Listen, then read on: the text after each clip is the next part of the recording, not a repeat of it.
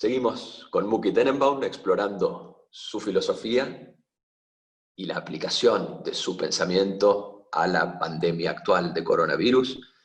Muki, ¿qué lugar ocupa el miedo en tu teoría misálgica?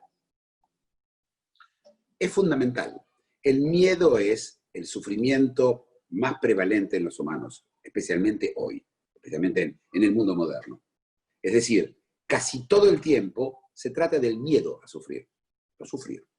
Es decir, el miedo a sufrir, que en sí mismo es un sufrimiento muy especial, distinto al sufrimiento mismo del cual uno se le tiene miedo. Si yo tengo miedo que me pique una víbora, que me muerda una víbora, cuando me muerde una víbora es muy distinto al miedo de que me muerda una víbora. Aún incluso como yo lo imagino. Porque el miedo es como tener una casa, ¿sí? Que vos no querés que entren a tu casa y haces un cerco alrededor. ¿Okay? Un miedo es un cerco alrededor. Si bien el miedo es que le pase en algún lugar de la casa, que va a ser específico, no van a entrar a toda la casa, van a entrar por una ventana, van a tratar de forzar una puerta, ¿sí? O por la chimenea, el miedo, ese cerco que ponemos alrededor, es por cualquier lugar. Y por lo tanto el cerco es mucho ya mayor que la casa misma a la cual vos querés defender. Y el cerco puede ser muy grande, muy lejos, al punto que hasta ya casi no se vea la casa. Y en algunos casos es una cerca de una cerca. Es el miedo del miedo.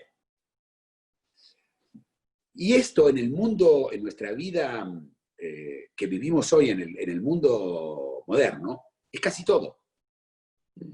Tenemos casi todo arreglado en el sufrimiento físico, por ejemplo. Y, ¿viste? Es cierto, podés tener cáncer de huesos y también para eso hay calmantes.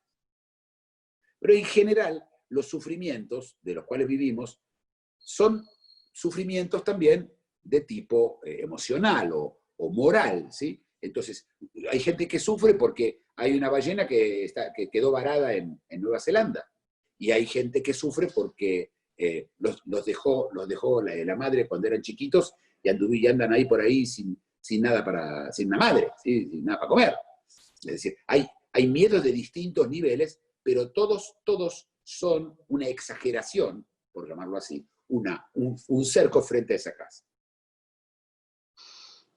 ¿Y qué papel juega desde tu punto de vista este cerco del miedo que también se sufre en esta etapa de confinamiento, en esta etapa de recaudos ante la posibilidad de contagio y transmisión del coronavirus? Bueno, es obvio que estamos todos hoy encerrados por miedo al coronavirus. ¿No? La gente que tiene, en el lugar donde hay más coronavirus, digamos en el norte de Italia o en Madrid, el porcentaje es el 1% de la población que tiene coronavirus. El otro 99% tiene miedo al coronavirus, ¿sí? Y está bien, es decir, el miedo es útil, ¿sí? El miedo a tener sarampión me lleva a tener una vacuna para sarampión, ¿sí? No es que el miedo no sirve, ¿sí? Pero está claro que el miedo en este caso está representado, yo te diría, en forma desproporcionada en este caso ahora. Ahora es puro miedo. Y de hecho la gente sale y se acerca y no está todo. Es decir, se ve el miedo. Ahora el miedo es, porque muchas veces el miedo es interno, es algo que te pasa, que se vive, ¿sí? Ahora el miedo se ve.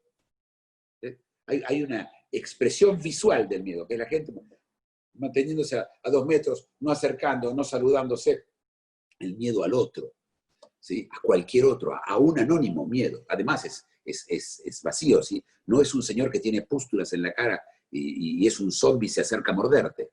Es un señor que tiene la cosa que dice gas, que es un gasista y que está esperando en la puerta de la farmacia. Eso es el miedo. El lugar del miedo, y además está el miedo al post-corona.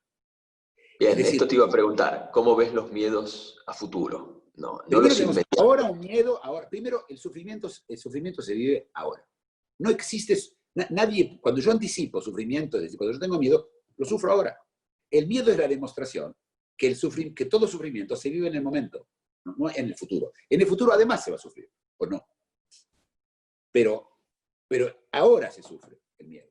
Y aún es algo que todavía no pasó. De hecho, puede ser hasta el miedo algo que va a pasar dentro de 10 años. Mi propia muerte. o mi senectud, ¿sí? Que quede yo ciego o demente dentro de 20 años, pero lo digo ahora. ¿Qué va a pasar después? Los miedos se van a multiplicar, pero se van a diversificar.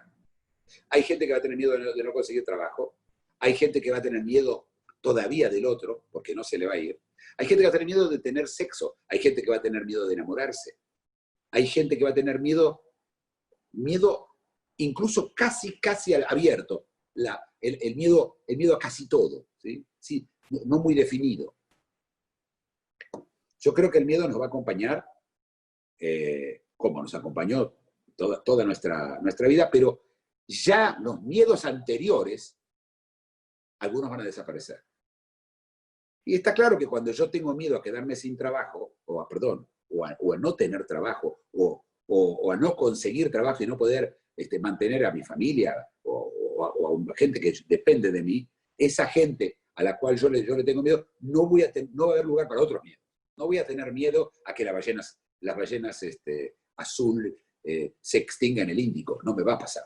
Puede ser, por supuesto, hay gente que también va, pero esa cantidad de gente que tenía esos miedos, miedo al cambio climático, eso se va a minorar y porque hay otros, llegó otro miedo. Tal como hablamos, ¿te acuerdas que hablamos del tema de prioridades? Así como se ordena de prioridad, los miedos también se ordenan por prioridades.